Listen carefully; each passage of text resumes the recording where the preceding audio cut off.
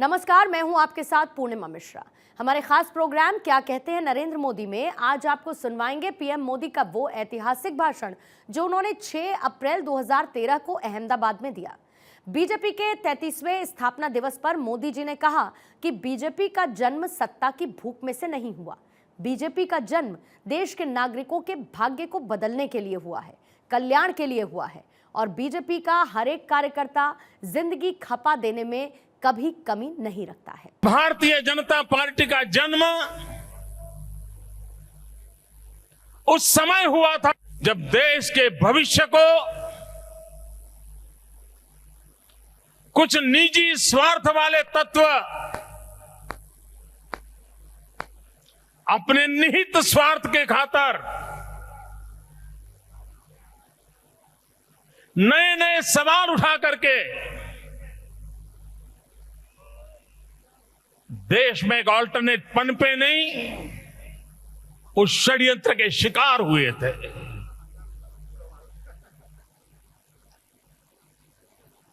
एक 100 से ज्यादा सदस्यों वाले सदन में आए दिन भारतीय जनता पार्टी को अपमानित करने का प्रयास होता था। लोकतंत्र की मर्यादाओं को तोड़ा जाता था और उस पीड़ा में से, उस दर्द में से सत्ता के मार्ग को छोड़ करके जनता के बीच जाने का फैसला भारतीय जनता पार्टी ने किया था। और तब से हमारे वरिष्ठ नेताओं के नेतृत्व में, कार्यकर्ताओं के अथक परिश्रम से इस पार्टी ने जन सामान्य की आशा आकांक्षाओं की पूर्ति के लिए प्रयास प्रारंभ किए थे। भारतीय जनता पार्टी का जन्म सत्ता भूख में से नहीं हुआ है। भारतीय जनता पार्टी का जन्म सत्ता के दलालों की भलाई करने के लिए नहीं हुआ है। इस पार्टी का जन्म देश के कोटि कोटि नागरिकों के भाग्य को बदलने के लिए हुआ है, कल्याण के लिए हुआ है।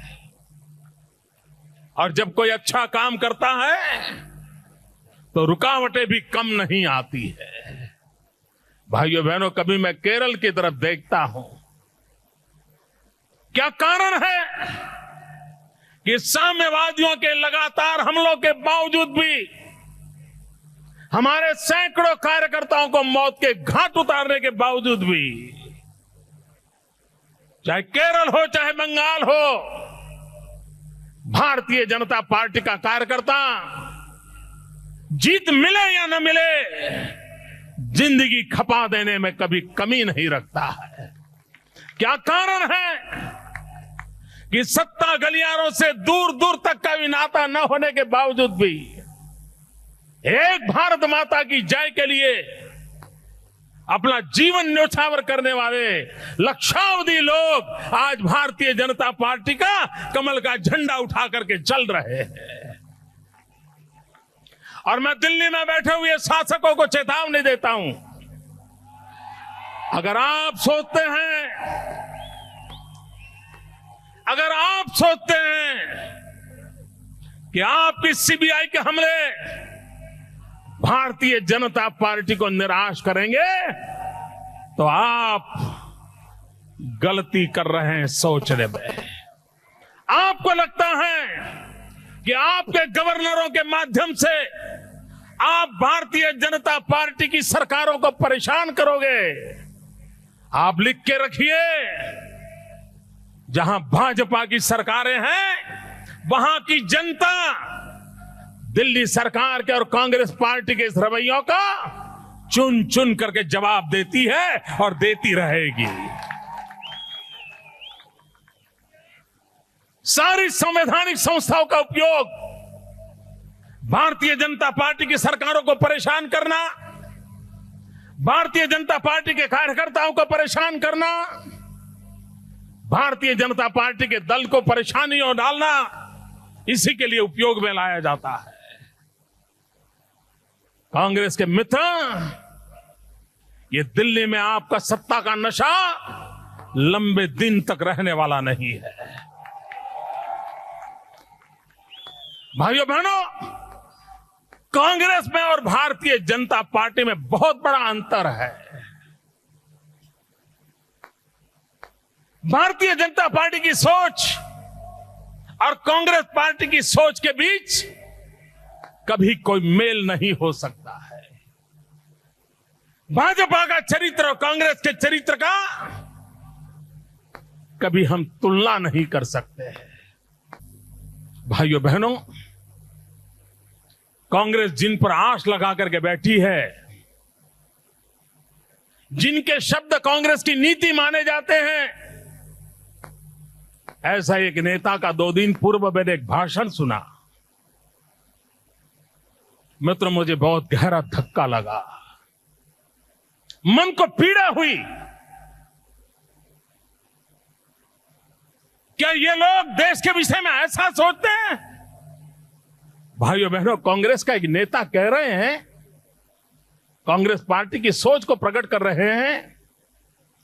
वो कहते हैं, ये भारत देश मधुमक्खी का छाता है। मधपुड़ो छे मधपुड़ो। मेरे कांग्रेस के मित्रों, आपके लिए यह देश मधुमक्खी का छाता हो सकता है। हमारे लिए यह देश हमारी मां है, मां। ये भारत मेरी माता है। उसके 100 करोड़ देशवासी हमारे भाई बहन है। ये पवित्र भूमि है। ये ऋषियों की, मुनियों की भूमि है। अटल बिहारी वाजपेयी कहा करते थे, यहां का कंकर कंकर हमारे लिए शंकर है। अटल बिहारी वाजपेयी कहा करते थे कि गंगा जी में बहती हुई हमारी हड्डी को कान लगाकर सुनोगे तो उस हड्डी में से भी आवाज आएगी, भारत माता की जय। ये हमारे संस्कार है। हमारे लिए मां है, मां। इस मां की पीड़ा हम देख नहीं सकते।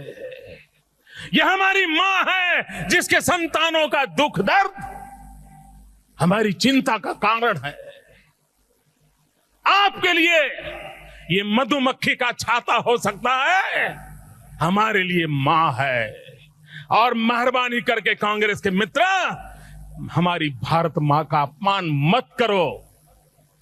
आपको अगर हिंदुस्तान के लोगों की भाषा समझ नहीं आती है तो कहीं से सीखा करो, लेकिन आपके अज्ञान के कारण मेरे देश की संस्कृति, मेरी परंपरा, उसको बर्बाद करने का पाप मत करो।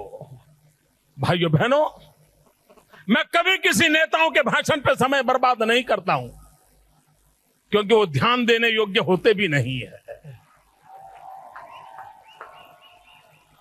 लेकिन जब हमारी भावनाओं पर चोट पहुंचाई जाती है, जिस मां के लिए, जिस मां के कल्याण के लिए जीवन खपाने वाले लक्षावधि कार्यकर्ता हो, उनको पीड़ा होना बहुत स्वाभाविक है। भाइयों बहनों, मैं हैरान हूं, इस देश में पानी की समस्या है, इसका देश के नेताओं का अता पता भी नहीं है।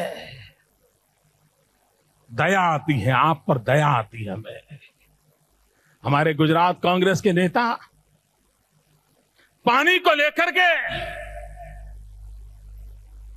गुजरात के किसानों को, गुजरात के नागरिकों को भ्रमित करने का प्रयास कर रहे हैं। मैं कांग्रेस के मित्रों को प्रार्थना करता हूं, आवाहन भी करता हूं, अगर आपको गुजरात के किसानों की इतनी चिंता है, अगर आपको गुजरात के गांव में पानी की चिंता है और सच्चे दिल से चिंता है, तो आप समय बर्बाद किए बिना दिल्ली की आपकी सरकार पर दबाव डालो और सरदार सरोवर डैम की ऊंचाई का काम जो अटका हुआ है उसको पहले पूरा करो। मेरे पार्टी के सभी कार्यकर्ताओं, गांव गांव से आवाज उठनी चाहिए। नर्मदा डैम को पूर्ण करने के लिए अब हम ज्यादा इंतजार नहीं करेंगे। हम दिल्ली के तख्त के साथ लड़ाई लड़ेंगे और कांग्रेस के लोग हर गली मोहल्ले में आपको जवाब देना पड़ेगा। भाइयों बहनों, कांग्रेस पार्टी से सुधरने की अपेक्षा मत करो, वो कभी नहीं सुधर सकते। इस चुनाव में गुजरात की जनता ने जिस प्रकार से कांग्रेस पार्टी को सजा की है, जिस प्रकार से उनके एक एक दिग्गज नेताओं को इस देश गुजरात की जनता ने परास्त कर दिया है, जो भाषा का वो पिछले 5 साल से प्रयोग कर रहे थे, जिस झूठ के सहारे गुजरात की जनता को गुमराह करने का रात दिन प्रयास कर रहे थे, जिस गंदी गालियों का उपयोग किया जा रहा था, गुजरात की जनता ने उस भाषा को बोलने वालों को चुन चुन करके साफ कर दिया। आशा थी कि वे समझेंगे, सुधरेंगे, लोकतंत्र की मर्यादाओं का पालन करेंगे, लेकिन भाइयों बहनों, इस सरकार को अभी तो कल 101 दिन हुए हैं, अभी तो कल, लेकिन 100 दिन भी वो इंतजार करने को तैयार नहीं है। उनकी मनस्थिति क्या होगी इसका अंदाज कर सकते हो। भाइयों बहनों, भारतीय जनता पार्टी विकास के मंत्र को लेकर के चली है। मैं आज गुजरात की धरती पर हमारे राष्ट्रीय अध्यक्ष पधारे हैं, तब मैं गुजरात की जनता की ओर से उनसे कहना चाहता हूं कि आज चारों तरफ आपने इतना बड़ा दिल बताया है, सार्वजनिक जीवन में इतनी ऊंचाई का अनुभव करवाया है कि मेरे जैसे छोटे कार्यकर्ता को आपने बहुत बड़ा बड़प्पन दिया है। भाइयों बहनों, राजनीति में छोटी घटना नहीं होती है। अपने साथी के लिए इस ऊंचाई तक ले जाना, उसके लिए बहुत बड़ा दिल लगता है, बहुत बड़ा दिल लगता है। लेकिन मैं आज कहना चाहता हूं, आपने जो मुझे मान सम्मान दिया है, आपने जो मेरी इज्जत की है, देश भर के कार्यकर्ताओं के दिलों में आपने मेरी जगह बनाने के लिए कोई कसर नहीं छोड़ी है। लेकिन ये यश भले मोदी को मिलता होगा, नाम भले मोदी का लिया जाता होगा, लेकिन इस यश के यशदार ये सारे मेरे भाई बहन हैं, मेरे कार्यकर्ता हैं। मेरे कार्यकर्ता भाइयों बहनों, आपने परिश्रम न किया होता, आपने विकास में विश्वास न किया होता, आपने इस देश की भलाई के मंत्र को चरितार्थ न किया होता, तो नरेंद्र मोदी को कौन पहचानने वाला था। ये पहचान आपके कारण बनी है, आपके पुरुषार्थ के कारण बनी है, आपकी त्याग और तपस्या के कारण बनी है। और आज जब भारतीय जनता पार्टी का जन्मदिन है, मैं आप सबका अभिनंदन करता हूं, आप सबको वंदन करता हूं।